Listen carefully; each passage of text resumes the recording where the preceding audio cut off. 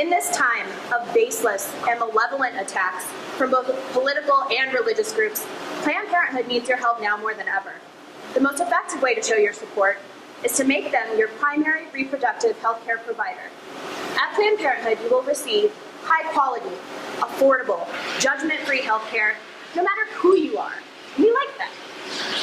Sexual health is by no means a new concept, and I have the copyright date right here to prove it. I found this book, this very old book, in the bowels of a used bookstore. I plucked it from its perch atop a stack of similarly crumbling volumes, and I was intrigued by the title. Same-Sex Life and Same-Sex Living. Sounds good. H.W. Long, M.D., published 1919. I opened it to the table of contents and found that it has everything. I mean, soup to nuts, everything you could possibly need or want to know about having and maintaining a healthy sex life. It just lays it all out there. The language it uses is blunt and occasionally sort of Edwardian sounding. This Dr. Long wasn't pulling any punches, and he really knew his stuff. This was almost 100 years ago. The fact that we have elected officials using dangerous, made-up terms like legitimate rape, just... we have some work to do.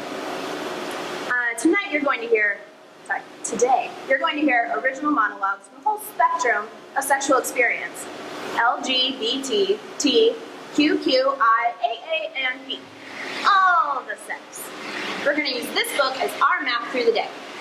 I'm going to start by reading the introduction, and then as we're transitioning between topics and monologues, you'll hear me over the speaker, W. Long, M.D., 1919. Some things that all sane people ought to know about sex nature and sex functioning. Its place in the economy of life, its proper training and righteous exercise. Introduction. Need for facts about sex and love. Present ignorance of sex relations. Sex information improves health, prolongs life, promotes virtue, adds to happiness. Frank talks needed. Describes details of normal sex life. Describes art of love. Gives explicit instructions pertaining to intimacies of sex life. Female sex organs are vulva, vaginal passage, womb, and ovaries. Length of vaginal passage compares with distended penis. Size and formation of womb, position of ovaries.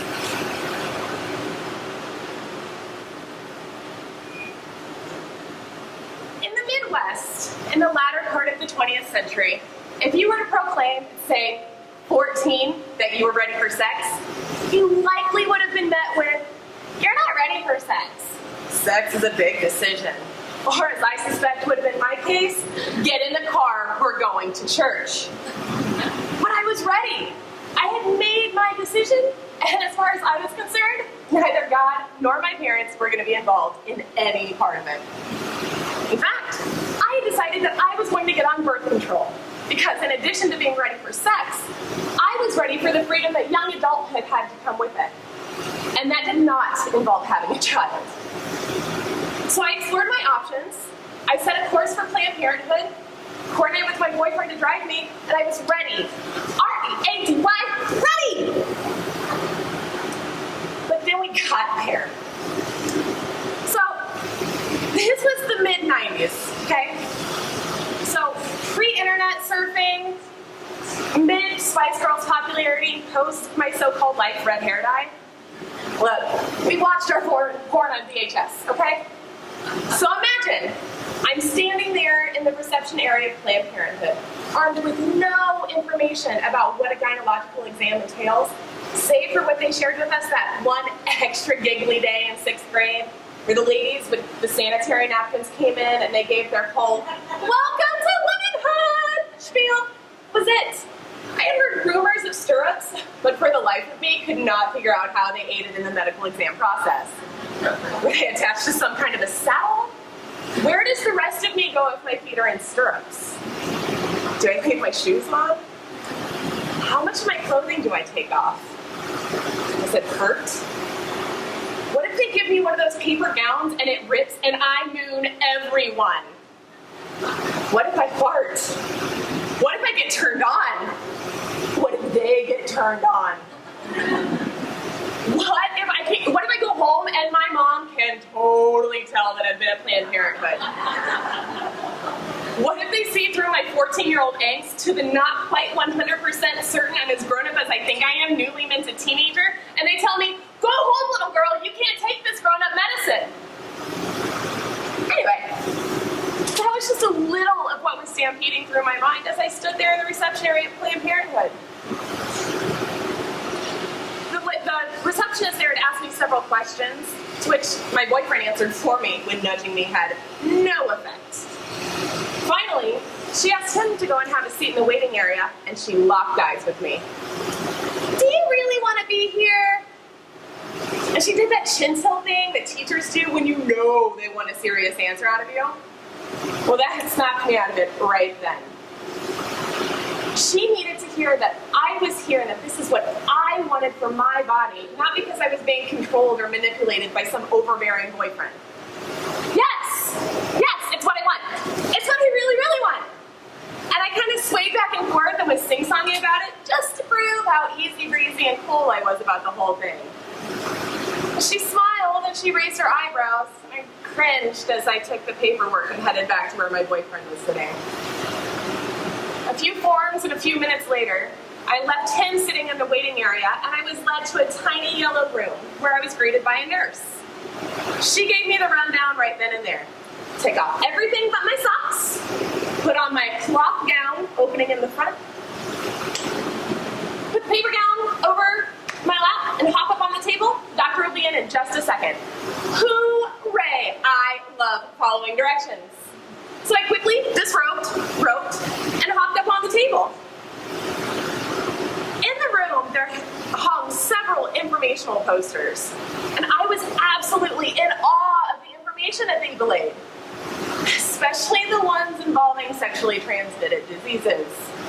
Jesus fucking Christ, y'all, they left out a whole lot of information on Welcome to Womanhood Day! Anyway, a few minutes later, the doctor came in, and without much preamble, she asked me, are you sure you want to be here? And again, that fucking chin tilt, right? But she was taking care to ask me these questions outside of my boyfriend's influence, making sure that I was there of my own volition. I assured her that I was, but I thought, sometimes these healthcare providers must have to deal with girls that aren't there of their own accord. My initial reaction was shock, followed quickly by sadness.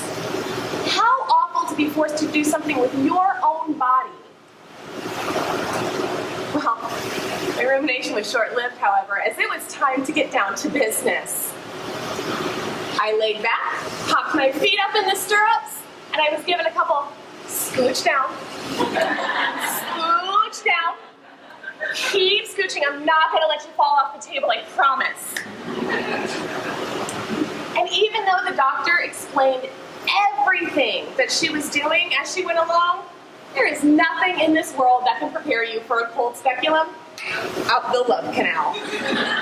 As she cranked that baby open, I closed my eyes shut and I let loose a silent me. But despite my internal drama, it really wasn't that bad. I did in fact feel a pinch as a part of my cervix took leave. And after a not so awkward breast exam and a brief which oral contraceptive is for you conversation, and I was done. They had my ortho-tricycline right there in the facility. So once we were all paid up, it's time to get me some goddamn ice cream. Malted milk ball fudge, please. It's what I wanted. What I really, really wanted. Sick a sick ah.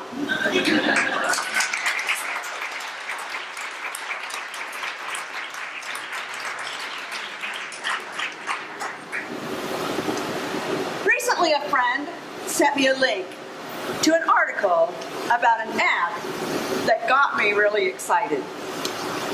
Well, not so much for myself as for my male friends. It's an app that teaches men, well, I guess it could be people, but no, it's got to be men, how to lick. It's a licking app. You want to know right where my mind went? Better licking makes for better cookies. It's brilliant, right? I wish I'd thought of it. I would be every woman's new rich best friend. So I started to make a list of all the men I've known, fucked, who need to know about the licking app. And, okay, before you say anything, I've considered the consequences, and I think any judge would agree that knowing about the licking app is more important than any ridiculous restraining order. So, I began to compose a message to my exes that was both sensitive and encouraging and not a bit blaming or critical, because as I thought of it, I thought, all men need to know about this app. They need to download it immediately and start lapping away at their screens. Who doesn't need more practice? Anyway, fuck words with friends. Start licking, guys. And then I thought, I could use this app as a prerequisite to dating a guy in case we, or he, decided to go down that path. If I should ever decide to join one of those online dating sites, I would state right on my profile that I require proficiency with the licking app before I will even swipe right. Or what's that left? Well, it doesn't matter. I had big plans for the licking app. And then I read an interview with the developers. That's when disappointment set in. Do we think this app will make you a better lover? No. That's Chris Aiken, one of the developers. Do we think this app is an interesting approach to computer-human interaction? And will maybe make people think about their sexuality or maybe even start a conversation? Totes. Do you think I was disappointed when I heard that? Totes. Because if a licking app won't make a man a better lover, what the fuck good is it? And really, Chris, who wants to start a conversation? What we women want is a lot more tongues wagging and a lot less talking. So if the app won't make men better kind of linguists, why would they want to download it and flick a virtual light switch up and down or roll a beach ball around the screen? Why not stick to the tried and true tracing of the ABCs on the pinky fingertip? I don't know. When I saw the name of the app, I expected at least a cartoon version of the lady bits. I expected a guy would have to locate and stay on the clitoral sweet spot until he won the game. And then I expected an explosion of cookies, or maybe some satisfying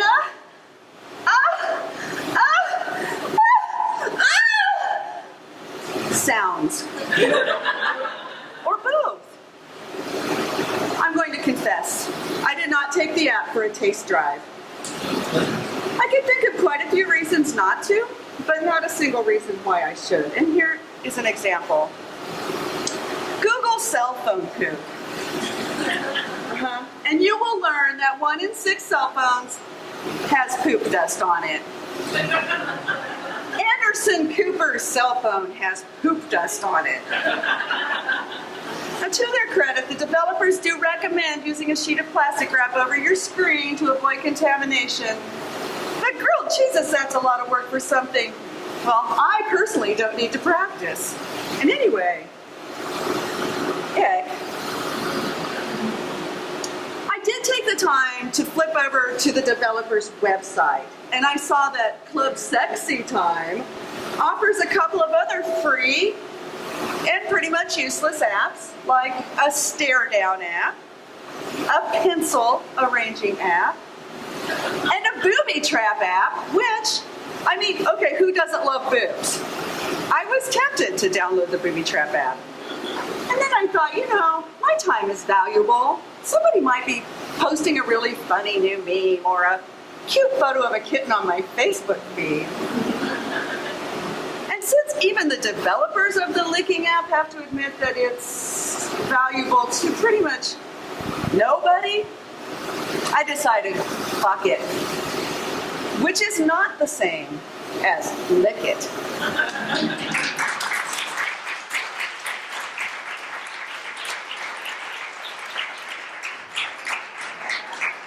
The sex organs. Male sex organs are penis and testicles. Size and form of penis when at rest and during sexual excitement. Position of testicles. Why one testy is larger. Pubis regions in men and women.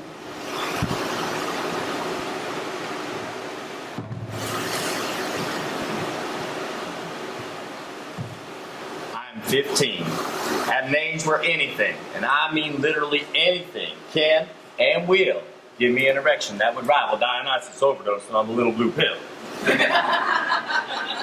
My parents are very religious, and church is mandatory, at least 3 sessions a week. I grew up being taught that these times of solidness were to be treated with shame and revile and, most of all, repentance. I couldn't reconcile this, however. I knew every time I gave in to that sinful and abhorrent temptation, I was wrong. Jesus effing Christ, it just felt so good. Little did I know that the young, nimble, and sexy blonde daughter of the leader of our congregation felt the same way. For several years now, I have been masturbating at every opportunity I've been blessed with.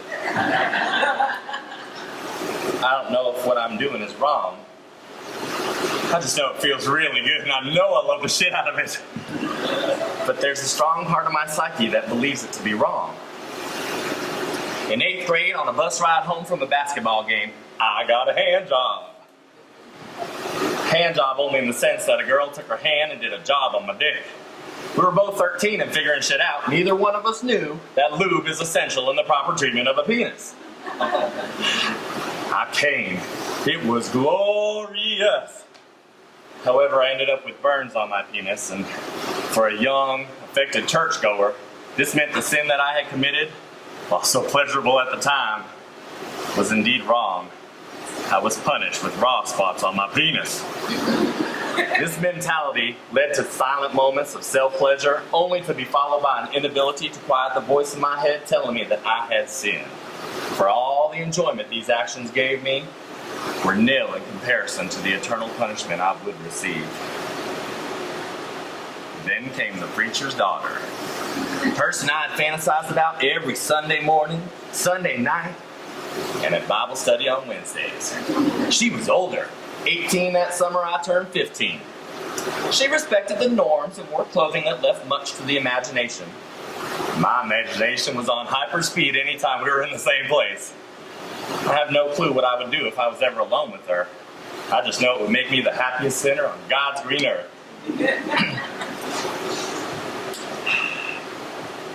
This went on for several months, and eventually, she took notice of my noticing. She cornered me and asked me why I'd never said hello or goodbye to her at church service. Nervous, scared, and on the verge of tears, I said, I don't know. Here I am with an opportunity to lay it all out there, and I don't know is the best I could come up with? What a loser. I go home, mourn my missed opportunity, and vow to myself that, given an opportunity, I would not let my penis down again and would take full advantage of another chance with her.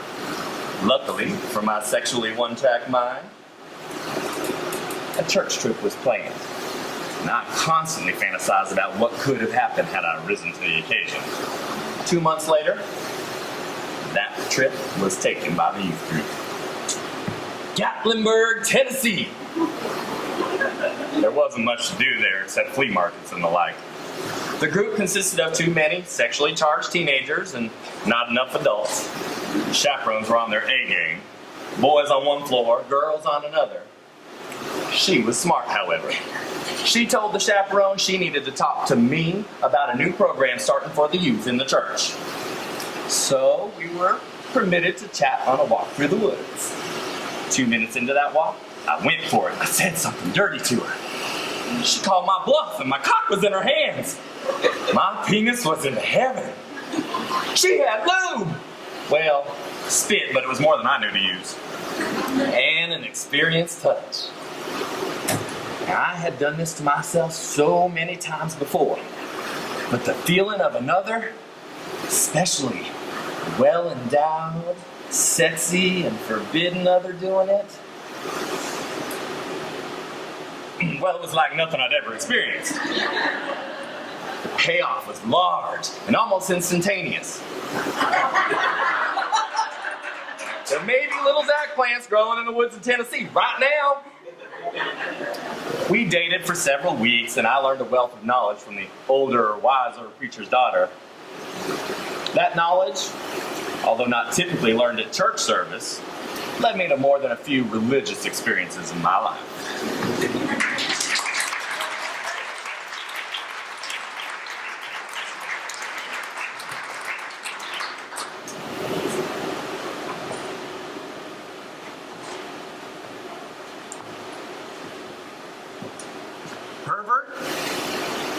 Pervert?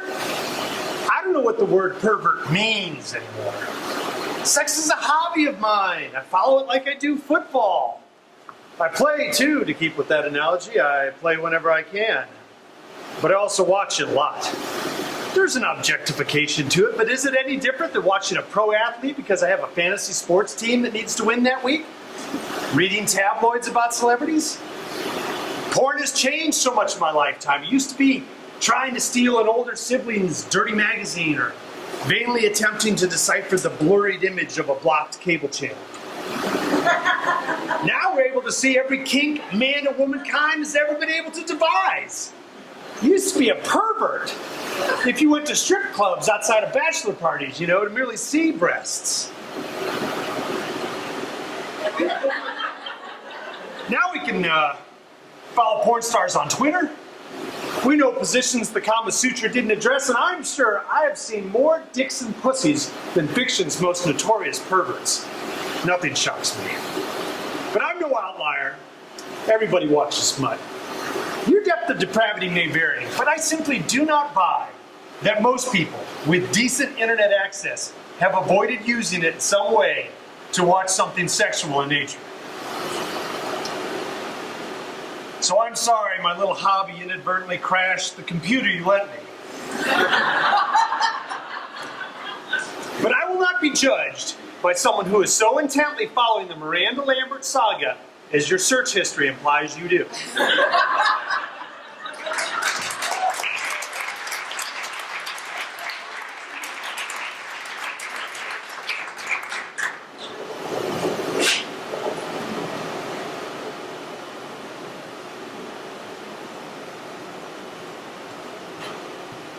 This book has information you need to know. But I know how busy you are. So here I am, the Cliff Notes version of Emily Nagoski's Come As You Are, with some of my own examples as well. Everyone's genitals are made of all the same parts, just organized in a different way. Yep, we're all born with the same genital components, but around 6 weeks into gestation, they begin to differentiate into the female or male configuration. This means we all have homologs, like the penis and clitoris, labia and scrotum, or male and female nipples. They have the same biological origin, but may not have the same function. And while some may want to focus on these differences or similarities, the crazy thing is, there's as much variability within women and within men as there is between those two groups. So the takeaway, we're all the same and different. You get to know your own junk, because it's yours, and it's pretty amazing. Remember the old 1960s William Masters and Virginia Dawson's sex research saying there were 4 phases of sexual response? Excitement, plateau, orgasm, and resolution? No? Okay, so then in the 1970s, Helen Singer Kaplan realized they were missing something really important. Desire. Since then, we've realized there's another missing piece. There's both a sexual accelerator and a brake. What? Hold the phone, there's a brake? Yeah, this brake is important because in the dual control model, all sexual functioning is a balance or imbalance of the accelerator and the brake. So maybe when you're kind of in the mood and you want to start getting it on with that someone who gets your motor cranking, but your brain keeps telling you you gotta do that little laundry, or not to get pregnant, or it might not be a lack of accelerator, but too much brake. And what else can push on the brakes? Context. That pretty much says it all. But it's not really situations. It's that plus what's going on in your brain. And we all know your brain is your largest sexual organ. So it's crucial to know that what goes on in there determines most of what goes on in the bedroom, or the shower, or the kitchen. Anyways, you get the gist. A good example of how context matters is tickling. When you're feeling playful and lovey, it's tickly. And when you're grumpy or upset, it's irritating as hell. It's the same sensation, but your perception of the sensation depends on the context. So, if you want to change your perception of sensations during sexy time, change the context, both internal and external. Remember that time when you were romping around with someone who really turned you on and you thought, wow, I'm really turned on? And then they said, you're not ready because you're not wet. And you thought, huh?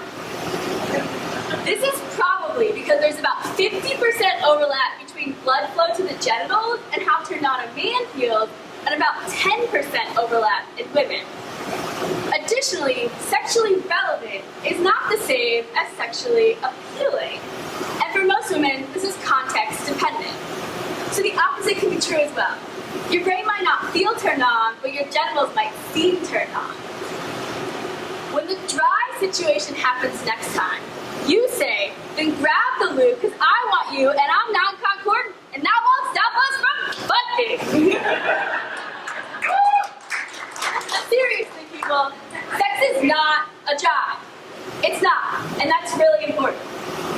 It's an incentive motivation system, which means you are pulled by an attractive external stimulus, not a drive, which is a biological mechanism that keeps you at a healthy baseline. Not too warm, or cold, or hungry, or full. Sex is not a drive. It's an incentive motivation system, like curiosity.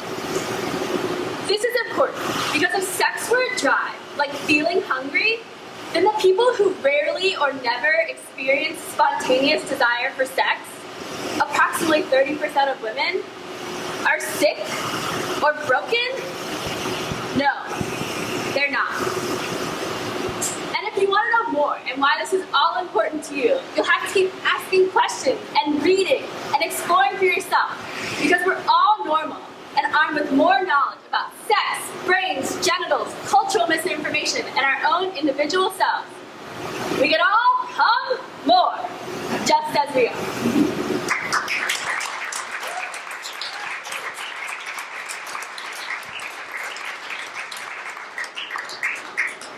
The first union, the hymen or maidenhead. Meaning of its presence or absence, count may be removed without danger or pain. First union should be accomplished by mutual desire and effort. I was 22, a year out of the closet, and still a bona fide talk about boys, watch porn, and jerk it member of the world.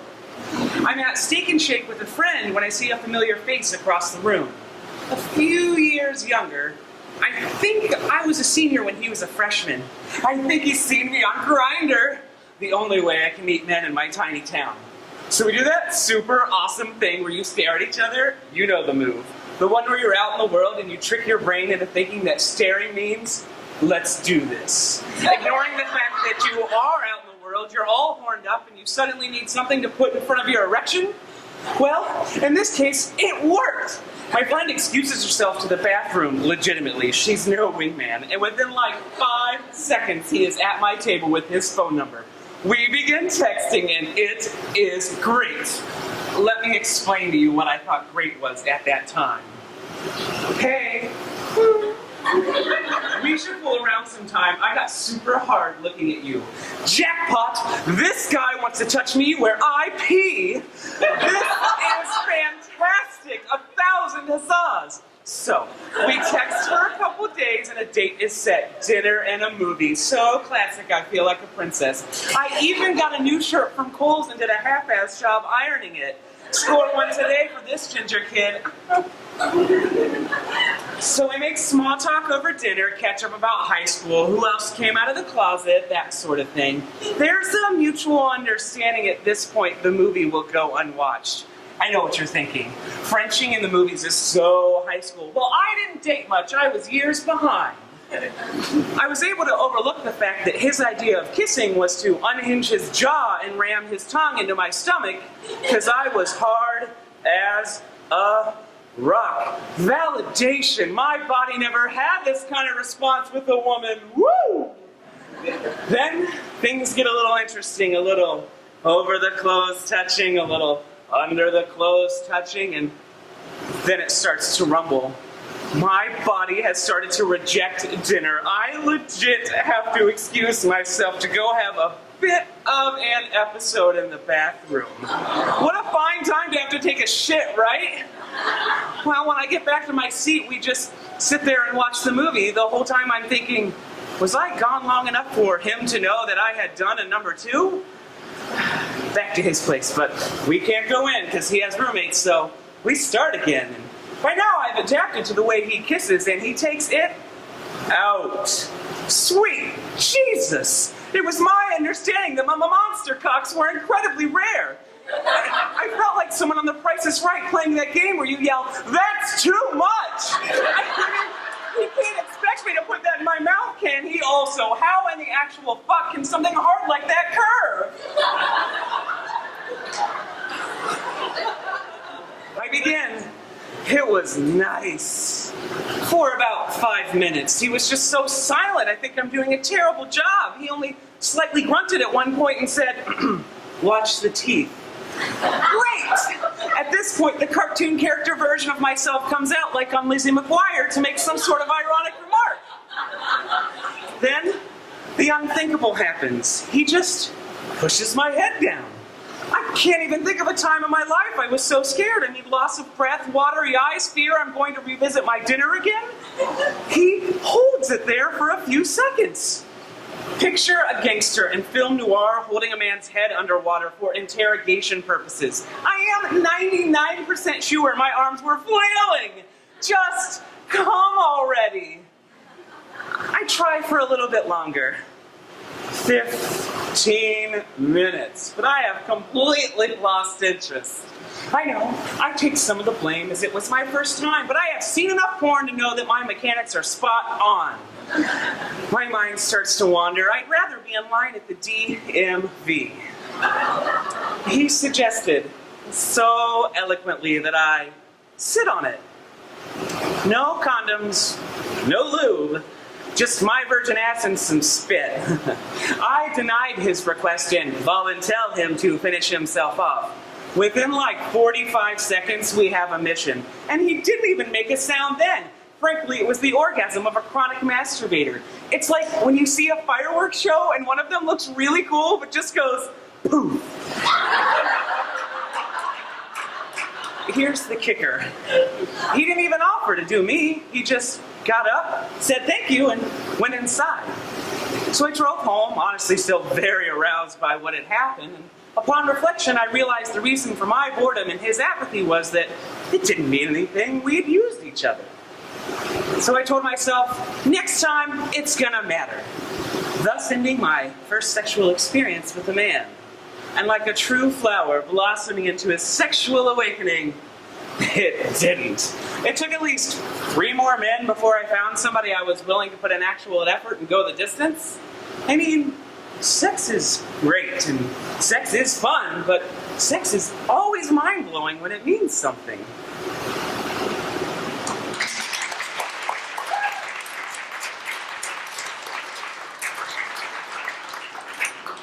The act of coitus. First part of active coitus. Difference between men and women in time needed for sexual readiness. Women usually slower. Prostatic flow and precoital secretion. Coitus harmful when either partner not fully ready for sexual union. Taking time, most important feature.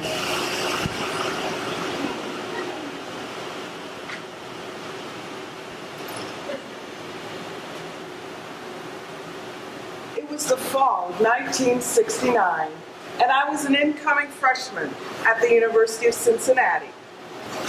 Oh, I'd done all the usual things in high school, gone to dances, formals, a couple of proms, but I was always on the decorating committee. So there were no boyfriends, no other dates. So here I am, freshly moved into the girls' dorm, walking across campus. I see this guy approach. Now, I don't remember his name, but just for the sake of the story, let's call him, oh, I don't know, let's call him Dick. Yes, let's call him Dick. Dick. Hi, freshman? Me. Yeah. Dick. So there's a movie at the student union. You want to go? Me. Sure, that sounds like fun. Dick. First we have to stop at my dorm, change my shoes. I think nothing of it. Poor guy, his feet hurt. He needs to get into some comfortable gym shoes. So we arrive at his dorm, which is the only co-ed dorm on campus, which tells me Dick is an upperclassman. We walk into his room. He picks out an album and puts it on his portable stereo. And it's a sound, it's the music that I recognize as the longest freaking song in the universe. In-A-Gadda-Da-Vida by the Iron Butterfly. And I think, wait a minute, how long is it going to take him to change his shoes? But I relax, I look around and I see the posters on the wall, the dirty clothes on the floor. Don't you know that I love you? In-A-Gadda-Da. Oh, me. So, how about those shoes? It's 2 minutes and 2 seconds into the song. Dick, come here. And he motions toward the bed. Me, I thought you were here to change your shoes. Dick, shoes? Oh yeah, shoes. There's plenty of time for that. It's 4 minutes, 34 seconds into the song. It's a psychedelic solo. Dick, you know you want to be here. No, I really don't want to be here. I want to be anywhere but here. Please, let's go. Dick, what's the matter, baby? Don't you know I'll always be true? It's 7 minutes into the song. It's the damn drum solo. Now, I'm sure in Dick's mind, he thinks I must be burning with sexual desire. But trust me, there's no frenzy here, no wish to engage, only escape. Me. Really, we need to go, right now. Dick, what is the matter with you? Why'd you come up here if you don't want to have sex? It's 9 minutes into the song. It's the organ solo. Me, sex? Dick, sex. Come on, you know you want to. He's leading me backwards. I'm very uncomfortable, very awkward, getting really mad. And we tumble into his unmade twin bed. He holds my head between his hands. I can't move. He's forcibly trying to kiss me. Now, I remember the only other boy to kiss me was between my junior and senior year in high school. I was in the All-Ohio Youth Choir at the Ohio State Fair. I was really pleased this boy liked me. He was cute, he was smart, and he complimented my long red hair. We kissed a few times under a tree. 12 minutes and 19 seconds. I'm finally able to escape Dick's clutches and I jump up. He's right there and grabs my arm. I hear something like Mideastern beat and screaming coming from the guitars. Dick, what's the matter with you? You know you're not getting out of here without giving me something. Now I remembered something I'd read. Was it 17 magazine, Ranger Rick, Valley of the Dolls? It was advice about what to do in a situation like this. I thought, I gotta try it. Me. I'm a lesbian. Dick jumps back, starts laughing. Dick, why the hell didn't didn't you just tell me? So, sits down, puts the very same shoes back on, and at 17 minutes and 3 seconds, Inagata Davina and my ordeal are over. He picks up the needle and puts it back on the rest, turns off the stereo, faces me, and with a big smile on his face says, "Movie?"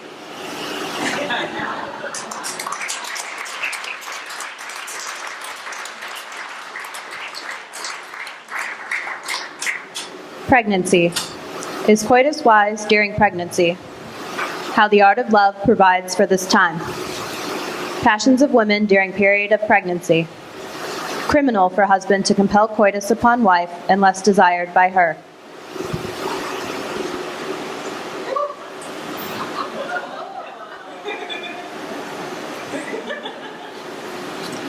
Oh, congratulations! That's just amazing! Wow, I can't help thinking about the journey you're about to take. Sleep now, everyone tells you. But there's something no one told me. You're going to stop being a woman for a while. I know, it sounds crazy, but at some point your beautiful, delicious self will dissipate into one big old ball of mommy. It's one thing to talk about being one of those moms. It's another to actually see the Bermuda shorts on the horizon. It's true. I've witnessed beautiful, witty, wonderful women dilute until there's nothing left. They become a brand new person.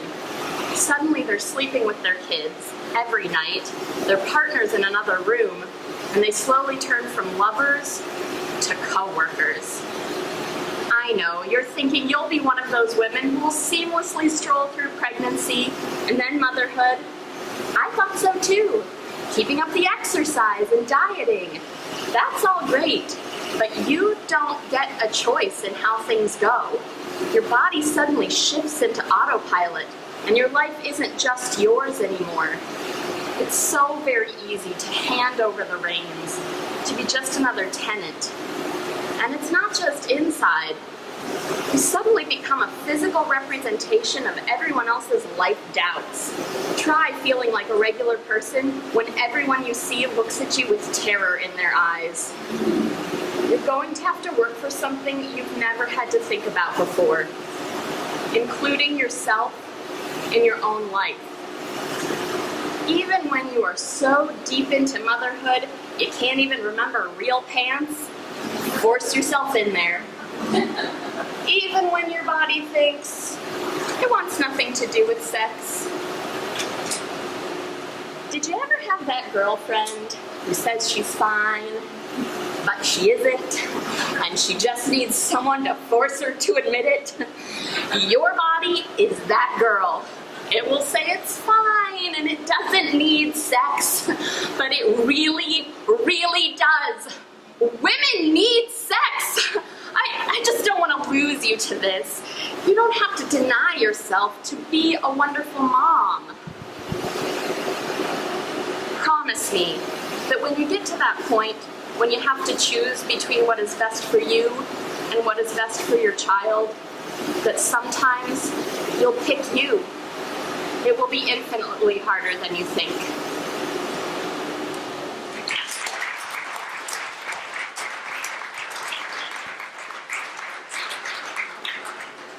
The art of love. Sex stimulation is right and wholesome. Instructions of normal sex relations are impossible. Special information on sex stimulation for women and men. Valuable addition to sex knowledge.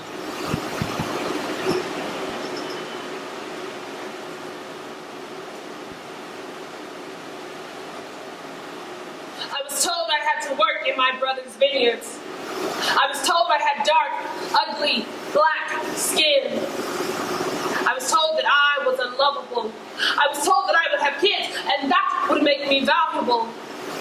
I was told to be quiet in church, to submit to my husband, to lie back and think of England. I was told that it was all in my head. I was told that it was all my fault. I was told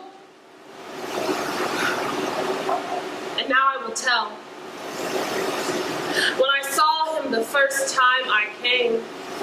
Overall giddy. I was talking with a friend, and then suddenly I was stammering, and my hands were shaking, and my nipples were hard, and I could not stop staring. When he spoke to me the first time, I kept looking down at my shaking knees, knowing that he couldn't possibly find me pleasant to look at, but he lifted my chin with one finger, and he saw me in a way that no one else ever has. I mean, he really saw me. What did he see? He said that I was more beautiful than a flock of goats on a hillside. More sweet than persimmons dipped in honey, more elegant than the Temple Mount itself. He said, she's a brick. He compared my breasts to baby sheep nursing at their mother's side. He said that my heart was bigger than the Jerusalem marketplace, that my mind was sharper than the rocks on the shore which tear up the hulls of boats, that my ass was rounder than melons, and how he wanted to take a bite. He could see all of this in me when I am at best average. He saw me, and he loved me, and I saw him, and I loved him. We devour each other with our eyes. When we see each other around town from yards and yards away, we cannot resist seeing. We cannot resist knowing. And I know that last night we spoke of philosophy and the nature of God, and politics and farming, and of birds and bees, and we spoke of our deepest fears and our darkest fantasies. And we touched each other. We removed each other's clothing slowly, achingly, slowly, fingers touching the curves of throats like a curved spoon dipped in custard, fingers circling wrists vulnerable as newborn puppies, fingers caressing thighs open like a book revealing its secrets. And today, when we see each other around town, we know deeply what the other looks like underneath their clothes, how they respond to kisses and challenges, and we devour each other with more than our eyes. And yet, I cannot see him now. And so often I cannot find him. He doesn't respond when our texts, and our friends have not seen him, and I run across sidewalks and fields and through autumn leaves smelling of wet and death, and I weep, and I meet people as I wonder, and they look at me in disgust, and they tell me that no one will ever love me as he does. And they tell me to not speak up for myself, and they tell me to stop making a fool of myself, and they tell me to go home. And so I return to my bed in my empty apartment, which still smells of his soap and his skin and sex. And I return to my shower, and I wash away the tears in the hot water, and I put lotion on my skin, and I put on my pajamas, just giving in to exhaustion.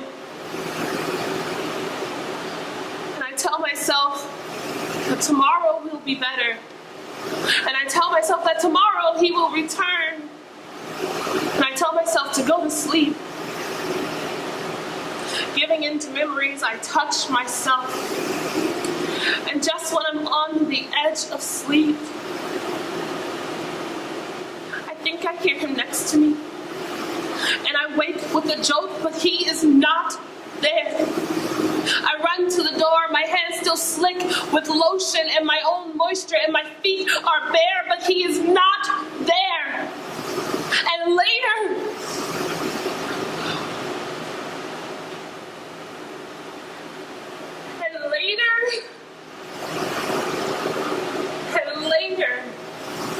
we have carved out time to lie in the grass, soaking the sun into our skin, seeing its red glow through our eyelids.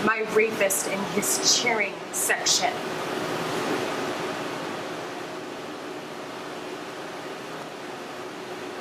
In that moment, I named it.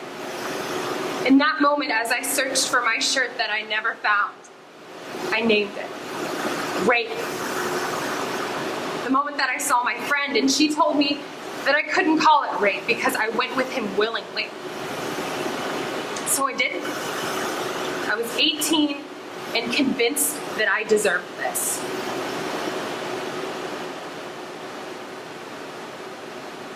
Back at home, stories circulated about what a whore I was based on this instance. Without a name, it ate me alive. Without a name, I set out on my path of self-destruction like this slow, malicious tumor spreading its infection, taking roots in my brain. My denial was my destruction. And it devoured me whole, permeated through every orifice.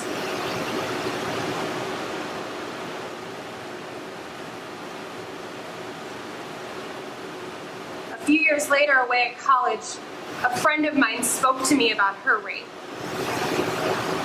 Her experience mirrored mine. Then the dam broke, and I couldn't deny it anymore. My downward spiral then became this labyrinth to the center of self-loathing without an escape. A little less than a year ago, I tried to find this man. I searched football rosters within a 6-year time span, and still, no Sean. I don't know why. Maybe to prove that he was real, that I was real. To scream at him, you stole me. You stole my essence. You stole my girlhood. You weak, pathetic sack of fucking shit. 23 years I gave my life. 23 years of not good enough. 23 years of rejecting goodness, destroying goodness, feeling unworthy to my core. 23 years stuck in that fucking labyrinth.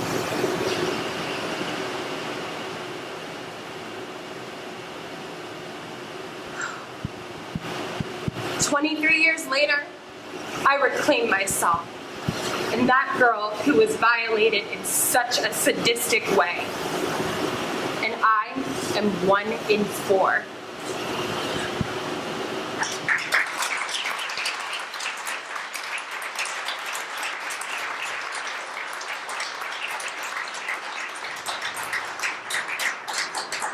Conclusion. Written with purpose of helping lover on toward divine consummation.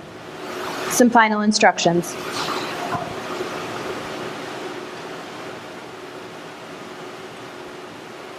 I did everything I was supposed to.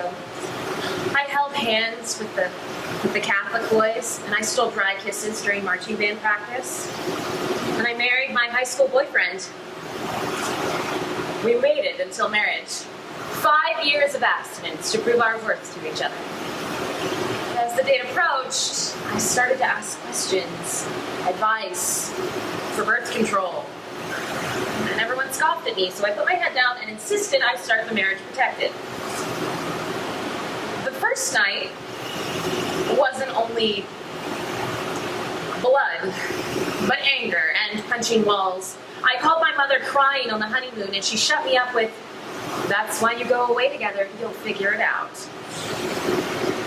It somehow became my responsibility to make everything perfect in a relationship that had no trial run. But I tried, the liberated woman, to read all the Cosmo. At first I made myself a sex doll, limp in my black lace, because your sexual value depends on this month's sex position and pretty lingerie.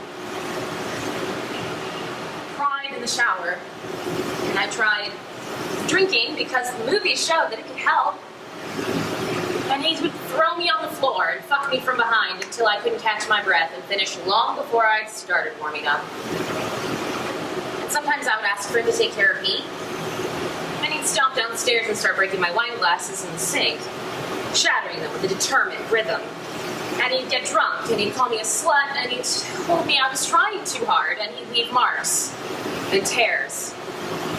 And then one night he beat me too hard.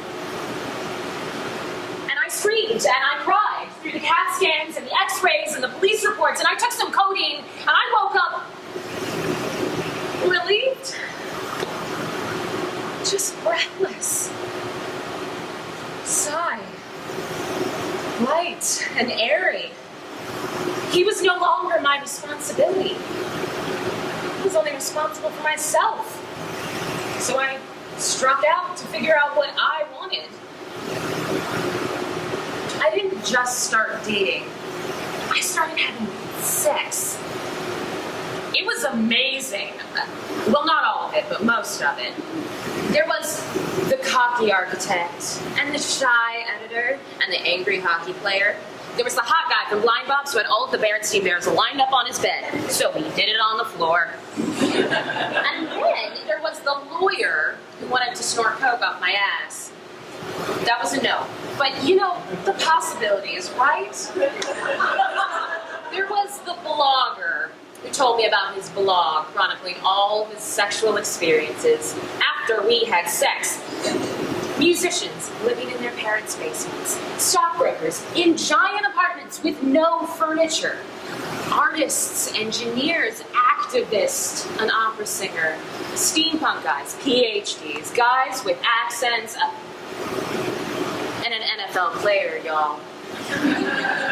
You know, he told me my breasts were so amazing that every time he heard the word breasts, mine were his visual default. And I got it. I understood. Sex is awesome. Sex is awesome. Sex is awesome. Oh, all my life I've been told it was evil, submission, patriarchy, drudge, work, horror. And I felt so good that I just kept going and going and going like a battery-powered rabbit. Through the losers and the mez and the winners who weren't quite right now, you know? I had no end goal in mind. Suddenly I knew what I wanted. I knew what I needed because I had tried it all. And here's the fallacy in what we teach our girls. Your value is not your abstinence. Your sexuality is not a burden. Your sexuality is a vital part of who you are. And how someone values it is indicative of how they value you.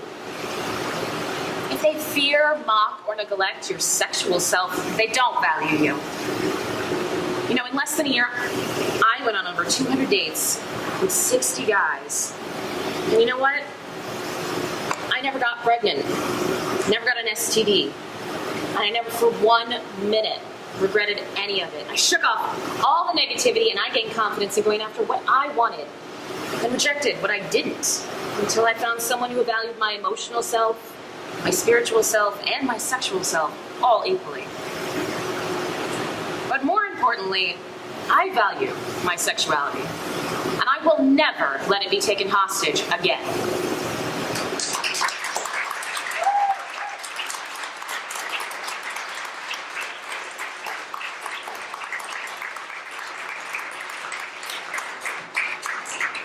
Too much. Maybe it's just you're not enough for me. Can't